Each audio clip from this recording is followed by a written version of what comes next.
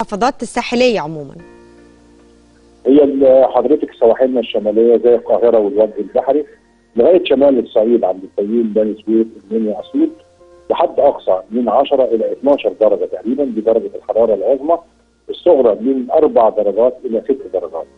يعني إذا الطقس شديد البرودة فعلا على مدار ال 24 ساعة.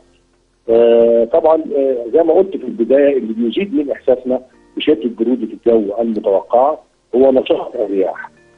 طبعا نصيحتي في مثل هذه الاجواء طبعا تغسيل الملابس بقدر الامكان. يفضل بالفعل اللي يعني ما عندوش ضروره يخرج من منزله خلال هذه الفتره اعتبارا من اليوم لغايه يوم الاربعاء اللي جاي يلزم منزله افضل يعني. خاصه مرضى الجهاز التنفسي. صحيح. لان طبعا تواجدهم في المناطق المكشوفه مع نشاط الرياح وشده بروده الجو ده بيؤثر بالسلب على صحتهم.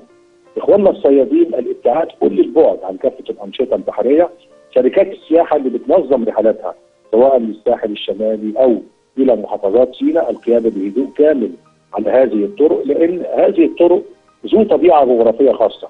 مع سقوط الامطار بيبقى فيه خطوره كبيره على حركه المركبات، لذلك يا ريت يبقى في مسافه امان بين السياره والاخرى والالتزام بالسرعات المقرره في مثل هذه الاجواء الغير مستقره.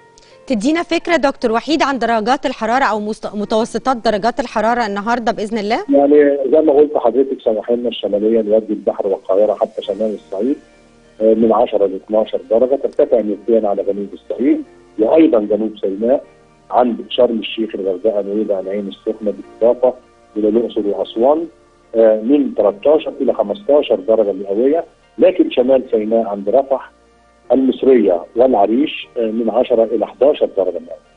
جميل. دكتور وحيد سعودي المتحدث باسم الهيئة العامة للأرصاد الجوية، أنا بشكر حضرتك شكرا جزيلا.